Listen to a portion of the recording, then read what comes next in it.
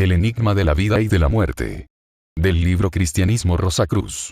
De Max Seidel. En cada nacimiento, lo que parece ser una vida nueva viene al mundo. Poco a poco la pequeña forma crece, vive y se mueve entre nosotros y se convierte en un factor de nuestras vidas. Pero, por último, llega un momento en el que la forma deja de moverse, muere y se desintegra. La vida que vino, sin que nosotros sepamos de dónde, ha vuelto nuevamente al más allá. Entonces, perplejos y doloridos, nos hacemos las tres grandes preguntas concernientes a nuestra propia existencia. ¿De dónde venimos? ¿Por qué estamos aquí? ¿A dónde vamos? El temible espectro de la muerte arroja su sombra fatal sobre todos los umbrales. Visita el palacio del rico, lo mismo que la casa del pobre. Ninguno se escapa. Viejos o jóvenes, sanos o enfermos, ricos o pobres, todos sin excepción, tienen que pasar por este portal sombrío. Y desde el fondo de las edades surge el lastimoso clamor en busca de una solución para el enigma de la vida y el enigma de la muerte. Desgraciadamente, ha habido muchas especulaciones vagas de parte de personas que no saben, y existe popularmente una opinión aceptada de que no puede saberse nada definido sobre la parte más importante de nuestra existencia, la vida anterior a su manifestación a través del nacimiento y más allá del portal de la muerte. Esa idea es errónea. El conocimiento definido, directo, puede ser obtenido por cualquiera que se tome el trabajo de desarrollar el sexto sentido que está latente en todos. Cuando se adquiere dicho sentido se abren nuestros ojos espirituales, de manera que entonces podemos percibir los espíritus de los que están a punto de entrar en la vida física por medio del nacimiento, y los de aquellos que acaban de pasar al más allá después de la muerte. Los vemos tan clara y definidamente como vemos a los seres físicos mediante nuestra visión ordinaria.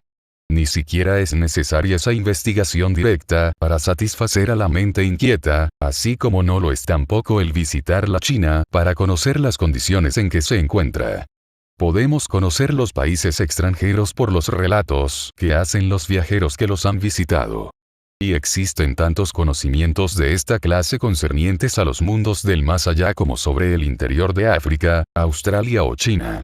La solución del problema de la vida y del ser indicada en estas páginas está basada en los testimonios concurrentes de muchos que han desarrollado la ya mencionada facultad y que se han calificado así para investigar los dominios suprafísicos de una manera científica.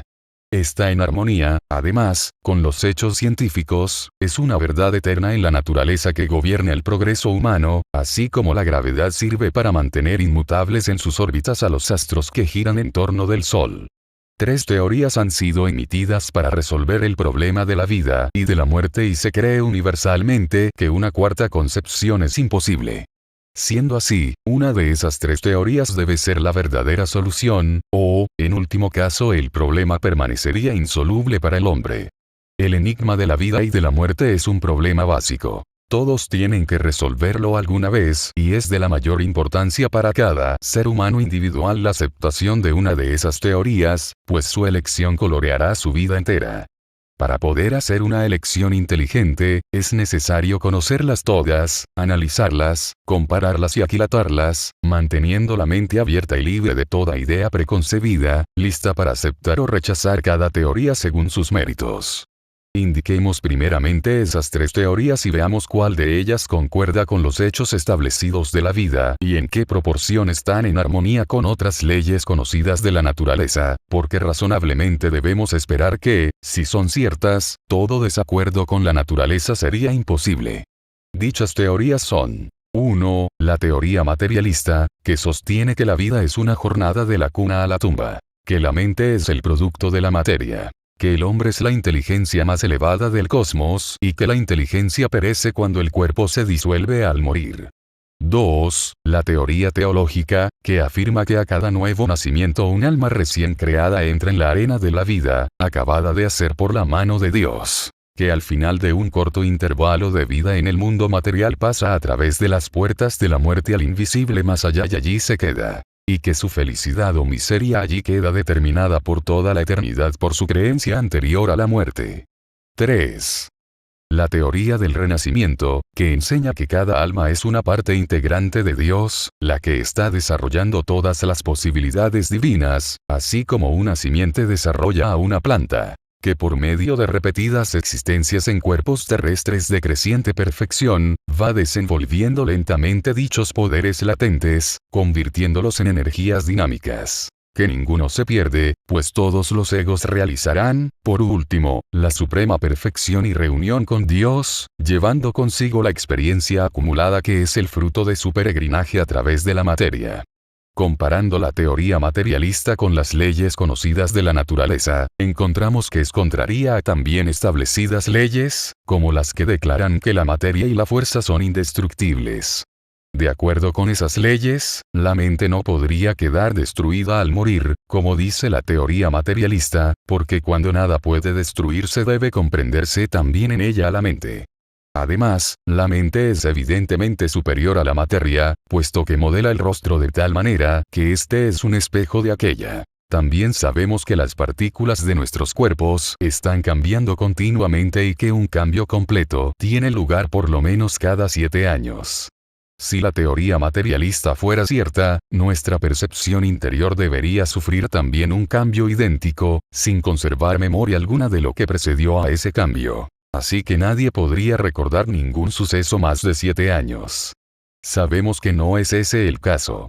Recordarnos toda nuestra vida. El más diminuto incidente, aunque olvidado en la vida corriente, puede recordarse vivísimamente sumergiendo a la persona en estado de trance.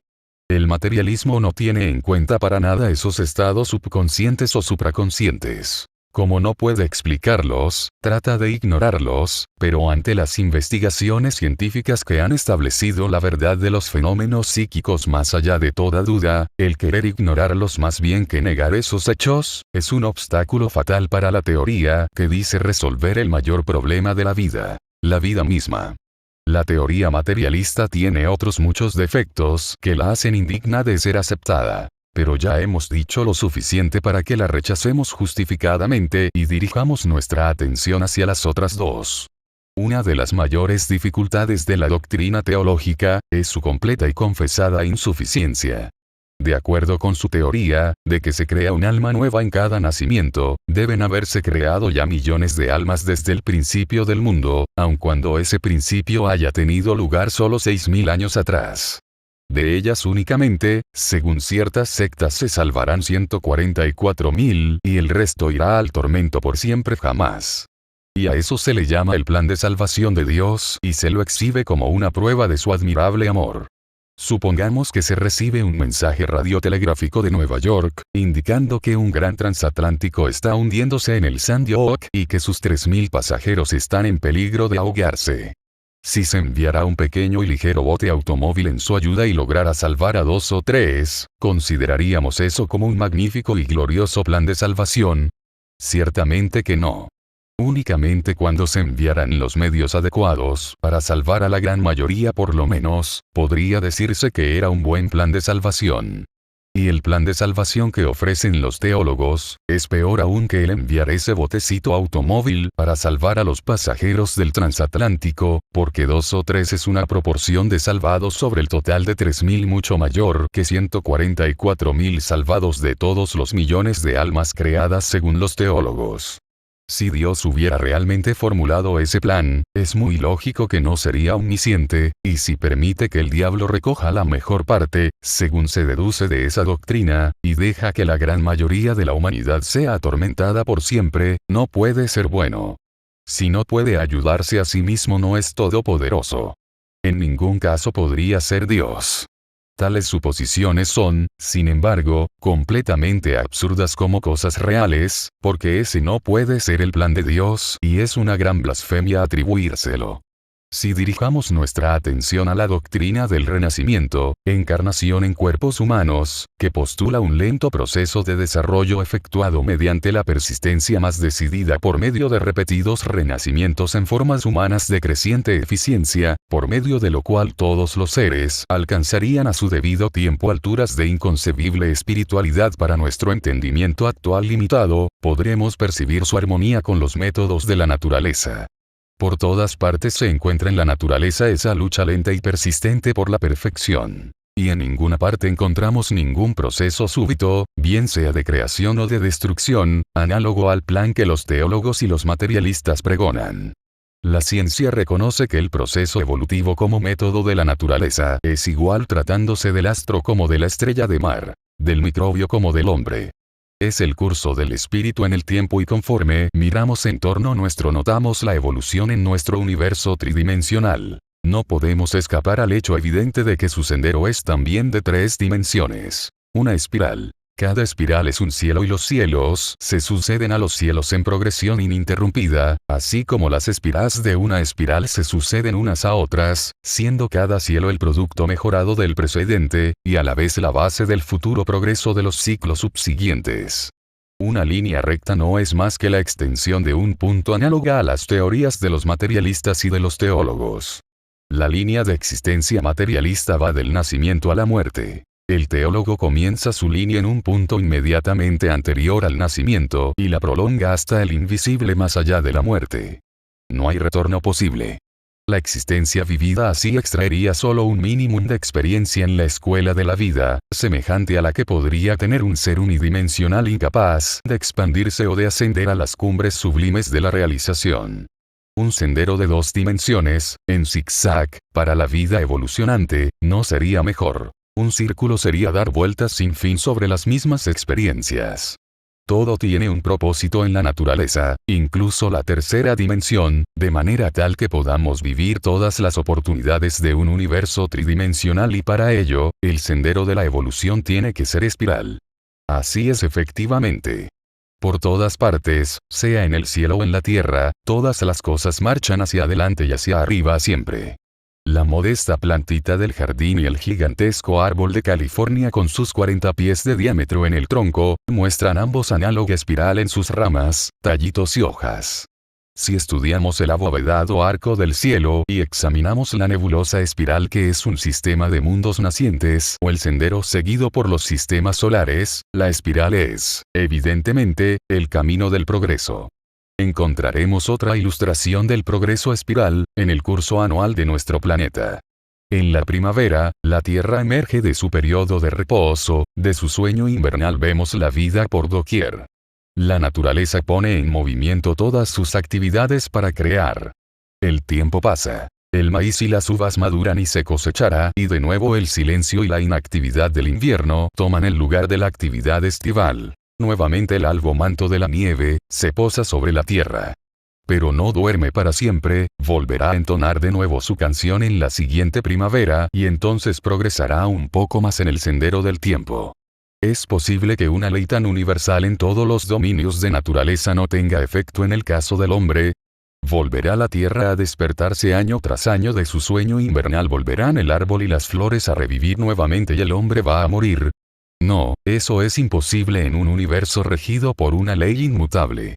La misma ley que despierta a la vida de nuevo en una planta, debe despertar al ser humano para hacerle dar un paso más hacia la perfección.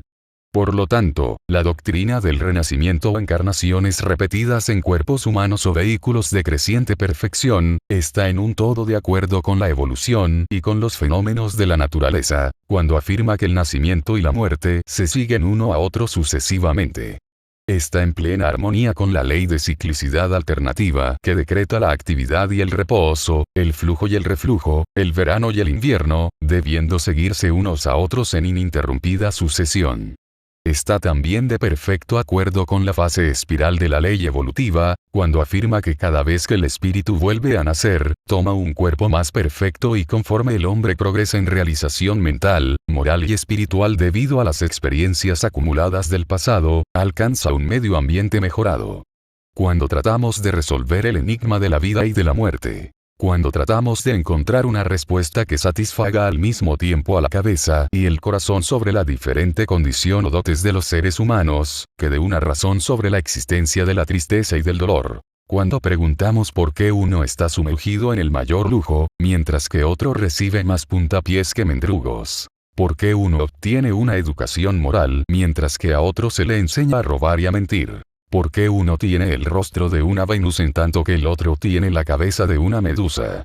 ¿Por qué uno goza de perfecta salud, mientras que otro nunca conoce un momento de reposo en su dolor? ¿Por qué uno tiene la inteligencia de un Sócrates y otro solo puede contar 1, 2? Muchos como los aborígenes australianos, no recibimos satisfacción alguna ni de los materialistas ni de los teólogos. El materialista expone su ley de herencia como razón de la enfermedad y respecto a las condiciones económicas un Spencer nos dice que en el mundo animal la ley de la existencia es comer o ser comido y en la sociedad civilizada es engañar o ser engañado. La herencia explica parcialmente la constitución física. Lo semejante produce semejantes, por lo menos en lo que concierne a la forma, pero no en lo que concierne a la moralidad o a las facultades mentales, que difieren en cada ser humano. La herencia es un hecho en los reinos inferiores, donde todos los animales de la misma especie tienen la misma mirada, comen la misma clase de alimentos y obran análogamente bajo las mismas circunstancias, porque no tienen voluntad individual, sino que están dominados por un espíritu grupo común. En el reino humano es distinto. Cada hombre obra diferentemente que los demás. Cada uno requiere una dieta distinta. Conforme pasan los años de la infancia y de la adolescencia, el ego va modelando su instrumento, reflejándose así en todos sus rasgos. Y de esta suerte no hay dos exactamente iguales. Hasta los gemelos que no podían distinguirse en su infancia, al crecer se van diferenciando conforme los rasgos de cada uno expresan los pensamientos del ego interno. En el mundo moral prevalece una condición análoga. Los anales policiales demuestran que aunque los hijos de los criminales consuetudinarios poseen generalmente tendencias para el crimen, se mantienen invariablemente alejados de él, y en las galerías de criminales de Europa y América es imposible encontrar a la vez al padre y al hijo. De manera que los criminales son hijos de personas honradas, y la herencia no puede explicar entonces las tendencias morales. Cuando consideramos las facultades intelectuales y artísticas superiores, encontramos que, muy a menudo, los hijos de un genio son mediocres y a veces idiotas. El cerebro de Cuvier fue el más grande que haya sido pesado y analizado por la ciencia. Sus 5 hijos murieron de paresía. El hermano de Alejandro el Grande era un idiota, y casos como estos podrían citarse muchísimos para demostrar que la herencia explica únicamente en parte la similaridad de la forma y absolutamente nada sobre las condiciones morales y mentales.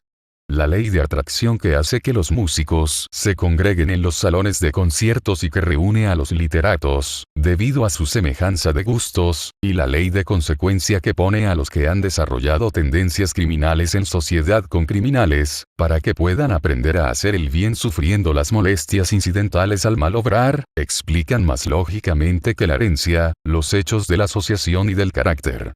El teólogo explica que todas las condiciones son obra de Dios, quien en su inescrutable sabiduría, ha visto que son convenientes para hacer que algunos sean ricos y la mayoría pobres, unos listos y otros tardos, etc. Que proporcionan penas y pruebas a todos, muchas a la mayoría y pocas a los pocos favorecidos, y dicen que tenemos que contentarnos con nuestra parte sin murmurar. Pero es muy duro y difícil mirar al cielo con amor cuando uno sabe que de allí, de acuerdo con el capricho divino, vino toda nuestra miseria, sea poca o mucha, y la mente humana bondadosa se subleva ante el pensamiento de un Padre que da amor, confort y lujo a unos pocos y envía tristezas, sufrimientos y miseria a millones. Seguramente, ha de haber otra solución al problema de la vida que no sea esta. ¿No sería más razonable creer que los teólogos han interpretado mal la Biblia, que atribuir tan monstruosa conducta a Dios? La ley del renacimiento ofrece una solución razonable a todas las desigualdades cuando se la une a su inseparable ley de consecuencia, mostrando ambas, además, el camino de la emancipación. La ley de consecuencia es la ley natural de justicia, la que decreta que aquello que el hombre siembre será lo que recoja. Lo que somos, lo que tenemos, todas nuestras buenas cualidades, son el resultado de nuestra labor del pasado. Y de ahí nuestros talentos. Lo que nos falta, física, moral o mentalmente, es debido a no haber aprovechado ciertas oportunidades del pasado o a no haberse presentado estas, pero, alguna vez, en alguna parte, se nos presentarán otras y recuperaremos lo perdido. En cuanto a nuestras obligaciones y deudas con los demás, la ley de consecuencia también se ocupa de ello. Lo que no pudo liquidarse en una vida, pasará a las futuras. La muerte no cancela nuestras obligaciones, así como no por irnos a otra ciudad pagamos las deudas que tensamos aquí. La ley del renacimiento suministra un nuevo medio ambiente, pero en él están nuestros antiguos enemigos. Y los conocemos a veces, porque cuando nos encontramos a alguna persona por vez primera, sentimos como si la hubiéramos conocido toda la vida. Esto es debido a que el ego rompe el velo de la carne y reconoce a un antiguo amigo. Cuando, por el contrario, nos encontramos a una persona que nos inspira temor o repugnancia, es un mensaje de nuestro ego, que nos advierte contra un enemigo de antaño. La enseñanza oculta respecto de la vida, que basa su solución sobre las inseparables leyes de consecuencia y del renacimiento, es simplemente que el mundo en torno nuestro no es más que una escuela de experiencia. Que así como enviamos al niño al colegio día tras día, y año tras año, para que vaya aprendiendo más y más conforme va adelantando por los diferentes grados de la escuela hasta la universidad. Así también, el ego del hombre, como hijo del Padre, va a la escuela de la vida un día y otro. Pero en esa vida más grande del ego, cada día de colegio es una vida terrestre y la noche que transcurre entre 2 días de escuela del niño corresponde al sueño después de la muerte en la vida más grande del ego humano, el espíritu del hombre. En un colegio hay muchos grados. Los niños mayores que han asistido mucho tiempo al mismo tienen que aprender lecciones diferentes de las que aprenden los niñitos que asisten al jardín de infantes. Así también, en la escuela de la vida, los que ocupan elevadas posiciones, estando dotados de grandes facultades, son nuestros hermanos mayores, y los salvajes recién ingresan en las clases inferiores. Lo que ellos son, lo hemos sido y todos llegarán a un tiempo a un punto tal en el que serán más sabios que el más sabio que ahora conozcamos. Ni debe sorprender al filósofo que el poderoso aplaste al débil. Los niños mayores son crueles con sus hermanitos menores en cierto grado de su crecimiento, porque no han tenido tiempo aún de desarrollar el verdadero sentimiento de justicia, pero conforme crezcan aprenderán a proteger al débil. Y así sucede también con los niños de la vida más grande. El altruismo está floreciendo más y más en todas partes, y día vendrá en que todos los hombres serán buenos y benévolos como los grandes santos. No hay más que un pecado, la ignorancia. Y una sola salvación, el conocimiento aplicado. Todo sufrimiento, tristeza o dolor, nace de la ignorancia en el obrar, y la escuela de la vida es necesaria para desenvolver nuestras capacidades latentes, así como la escuela es necesaria para despertar en el niño sus facultades. Cuando nos convenzamos de que eso es así, la vida tomará enseguida un aspecto muy diferente. No importa entonces en qué condiciones nos encontremos, porque el hecho de saber que nosotros las hemos hecho así, nos ayudará a soportarlas pacientemente. Y, lo mejor de todo, el glorioso sentimiento de que somos los dueños de nuestro destino y de que podemos hacer nuestro futuro como queramos, es en sí mismo un gran poder que tenemos a nuestra disposición para desarrollar lo que nos haga falta. Por supuesto, tenemos aún que luchar contra el pasado y es probable que éste pueda acarrearnos muchos infortunios debido a nuestras malas obras de antaño, pero si cesarnos de hacer el mal podremos considerar con alegría cualquier aflicción, pues ella significa la liquidación de una deuda antigua, lo que nos aproxima al día en el que tendremos un recuerdo claro de ella. La objeción de que el más recto es el que más sufre, no vale nada. Las grandes inteligencias que envían sobre cada hombre la suma de deudas atrasadas que debe liquidar en cada vida, ayudan siempre al hombre que paga las deudas de su pasado sin añadir otras nuevas, dándole todo cuanto puede soportar para apresurar el día de su emancipación. Y en este sentido es estrictamente cierto aquello de que a quien ama el Señor lo castiga. La doctrina del renacimiento se confunde a veces con la teoría de la transmigración, que dice que un alma humana puede encarnarse en un animal. Eso no tiene base alguna en la naturaleza. Cada especie animal es la emanación de un espíritu grupo, que la dirige desde afuera por su gestión. Dicho espíritu actúa en el mundo del deseo, y como la distancia casi no existe allí, puede influenciar a sus miembros sin importar nada el sitio donde se encuentren estos. El espíritu humano, el ego, por el contrario, penetra dentro de un cuerpo denso. Hay un espíritu individual en cada persona, morando internamente en su instrumento y guiándolo desde el interior. Esos dos estados evolutivos son completamente diferentes, y es tan imposible que el hombre entre en un cuerpo animal, como que el espíritu grupo tome forma humana. La pregunta, ¿por qué no recordamos nuestro pasado? Es otra dificultad aparente. Pero si comprendemos que en cada nacimiento obtenemos un cerebro enteramente nuevo y que el espíritu humano no tiene aún mayor dominio sobre su vehículo y se encuentra limitado por su nuevo medio ambiente, no debe sorprendernos que no pueda hacer una fuerte impresión en el cerebro en los días de la infancia. Algunos niños recuerdan su pasado, especialmente en los primeros años, y una de las cosas más tristes de la infancia es el que sean tan mal comprendidos por sus mayores. Cuando los niños hablan del pasado, los ridiculizan y hasta los castigan por andar con cuentos. Si el niño habla de sus invisibles compañeros de juego y de que ve cosas, pues muchos niños son clarividentes, tropiezan con tratamientos análogos y el resultado inevitable es que el niño aprende a callarse hasta que pierde por completo esa facultad. Algunas veces ocurre, sin embargo, que se presta atención a la charla de un niño y entonces se obtienen como resultado admirables revelaciones. El autor oyó hablar de un caso semejante, hace algunos años en la costa del Pacífico. En la ciudad de Santa Bárbara, una niñita echó a correr hacia un señor llamado Roberts, que iba por la calle, llamándole papá, insistiendo en decir que ella había vivido con él y otra mamá en una casita cercana a un arroyuelo, y que una mañana las había abandonado y no había vuelto más. Ella y su madre habían muerto de hambre y la pequeña terminó diciendo, «Pero no, yo no morí. Yo vine aquí». No contó la historia enseguida o sucintamente, sino que en el transcurso de una tarde, por preguntas intermitentes, se fue obteniendo ese relato.